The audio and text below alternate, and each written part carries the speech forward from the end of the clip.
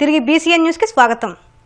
రాష్ట్రంలో చట్టాలను సైతం దుర్వినియోగం చేస్తూ వైసీపీకి చెందిన కార్యకర్తలను కూటమి ప్రభుత్వం వేధిస్తుందని పార్టీ లీగల్ సెల్ అధ్యక్షులు ఎం మనోహర్ రెడ్డి విమర్శించారు. వైసీపీ కేంద్ర కార్యాలయంలో మనోహర్ రెడ్డి మీడియాతో మాట్లాడుతూ సోషల్ మీడియా యాక్టివిస్టులపై పోలీసులు కేసులు నమోదు చేస్తున్నారని అన్నారు. అయినా పోలీసులు సోషల్ మీడియా యాక్టివిస్టులను భయభ్రాంతులకు గురి చేయాలని కుట్రతోనే పలు సెక్షన్ల కింద కేసులు నమోదు చేస్తున్నారని మండిపడ్డారు.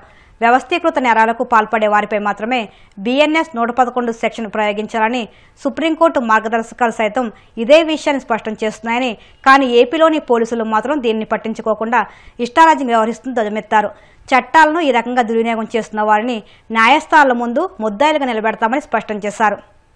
అనేక దారుణమైన పద్ధతులు అవలంబిస్తూ అసలు అప్లికబిలిటీ కాని సెక్షన్స్లు ఇందులో పొందుపరుస్తూ, ఎందుకంటే ఎక్కువ రోజులు జైల్లో పెట్టాలంటే ఏ సెక్షన్ పెట్టాలని చెప్పి ఈ ప్రభుత్వము పోలీస్ డిపార్ట్మెంటు పరిశీలించి ప్రభుత్వ ఆదేశాలకు అనుగుణంగా భారతీయ న్యాయ సంహిత చట్టంలో 111 సెక్షన్ను ఒకటి ప్రవేశపెట్టడం జరిగింది కేంద్ర ప్రభుత్వం. 111 సెక్షన్ ప్రధాన ఉద్దేశం ఆర్గనైజ్డ్ క్రైమ్స్ అంటే వ్యవస్థీకృత నేరాలు చేసే వాళ్ళకి సంబంధించి మాత్రమే ఈ సెక్షన్ వర్తిస్తుంది.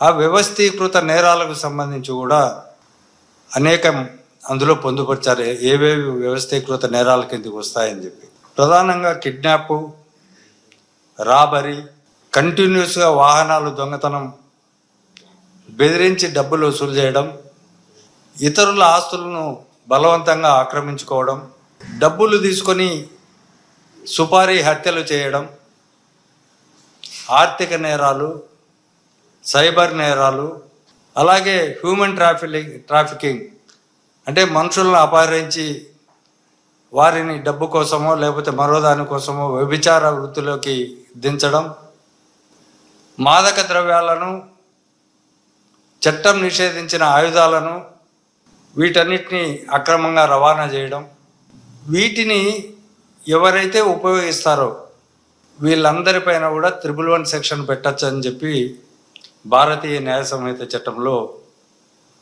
పేర్కొన్నారు.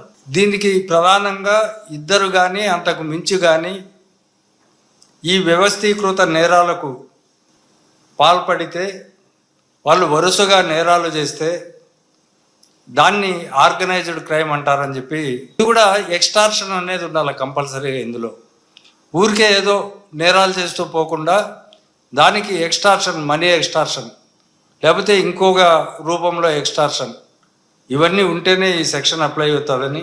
అదేవిధంగా ఇంకోటి ప్రధానమైంది, ఈ చట్టం రావడానికి ముందు నుంచి ఒక 10 సంవత్సరాల లోపు ఒక ఛార్జ్షీట్ పైబడి అంటే 2 ఛార్జ్షీట్లైనా కలిగి ఉండాలా, కోర్టు దాన్ని కాగ్నిజెన్స్గా తీసుకొని ఉండాలా, అప్పుడు మాత్రమే ఈ 111 సెక్షన్ పెట్టేదానికి సాధ్యమవుతుందని చెప్పి భారతీయ న్యాయ సంహిత చట్టం చక్కగా విశ్లేషించింది.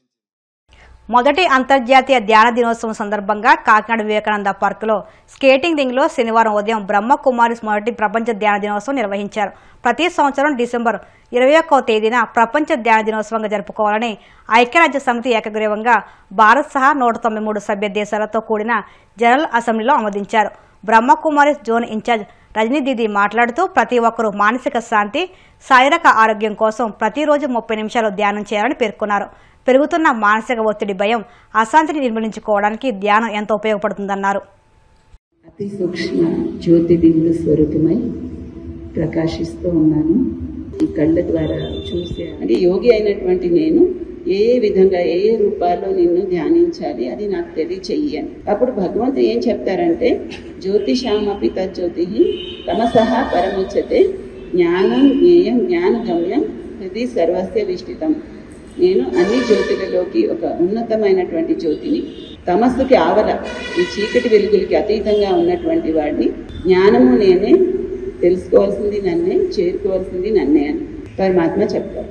అంటే పరమాత్మ తన స్వరూపాన్ని జ్యోతి స్వరూపంగా చెప్పారు. మనందరూ మనుష్య అల్లూరి జిల్లాలో గూడ్స్ రైలు పట్టాలు తప్పింది. భారీ వర్షాలకు కొత్తవలస కిరండూలు రైలు మార్గంలో కొండచర్యలు విరిగిపడ్డాయి. దాంతో గూడ్స్ రైలు పట్టాలు తప్పింది.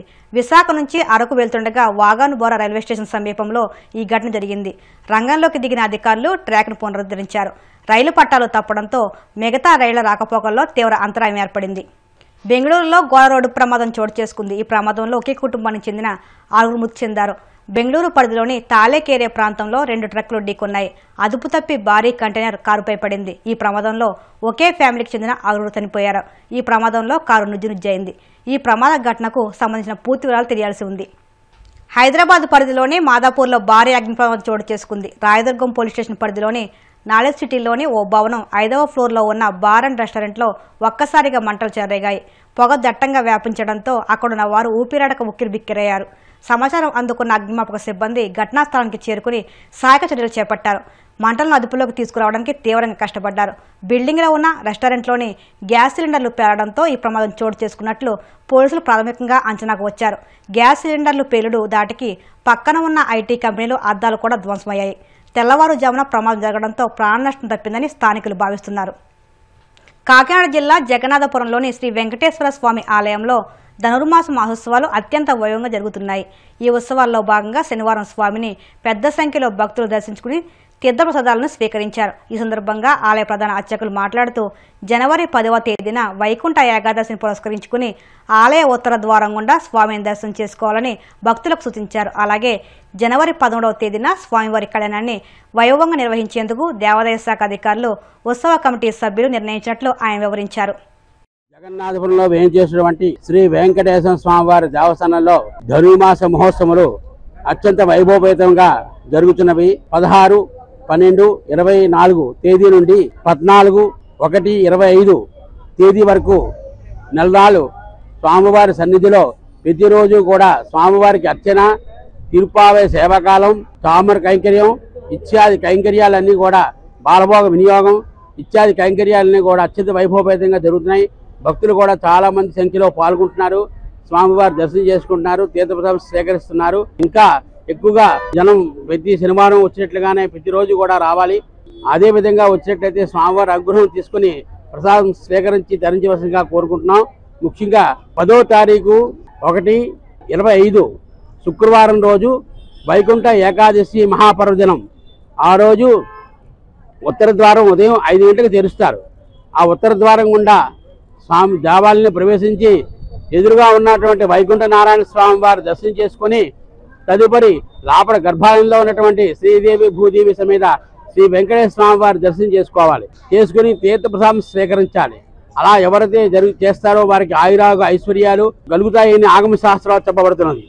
అంచేత ఆ రోజు 50 మంది కూడా స్వామివారికి సన్నిధానానికి వచ్చి ఉత్తర ద్వారంగా ప్రవేశించి స్వామివారి దర్శనం చేసుకోవాల్సిందిగా కోరుతున్నాం. 13/1/25 భోగి రోజున సాయంకాలం 7 గంటలకు కళ్యాణ మండపంలో గోదా కళ్యాణం జరుగుతుంది. ఎవరైనా వివాహం కాని వారు, మగపిల్లలు కానివ్వండి, ఆడపిల్లలు కానివ్వండి, ఎవరైనా ఉంటే వాళ్ళు పేరు మీద కూర్చోబెట్టి వాళ్ళకి పేరున కళ్యాణం జరిపిస్తారు.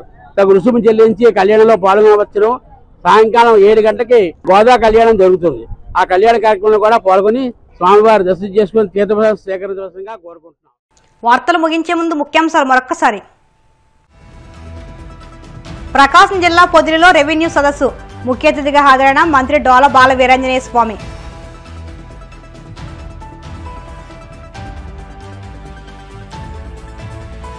గండికోట రిజర్వాయర్ను పరిశీలించిన మంత్రి నిమ్మా రామనాయుడు. ఇరిగేషన్ శాఖను వైసీపీ ప్రభుత్వం నాశనం చేస్తుందంటూ ఆగ్రహం.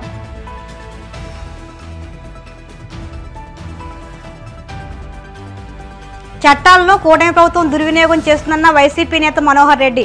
సోషల్ మీడియా యాక్టివిస్టులను వేధిస్తున్నారంటూ ఆరోపణ.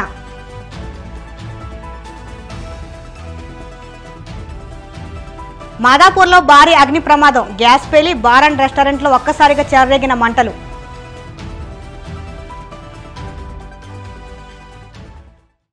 ఈ వార్తలు ఇంతటితో సమాప్తం. మరిన్ని వార్తల కోసం BCN digital YouTube channel, Facebook పేజీని ఫాలో అవ్వండి. అప్డేట్ వార్తల కోసం ప్లీజ్ సబ్స్క్రైబ్.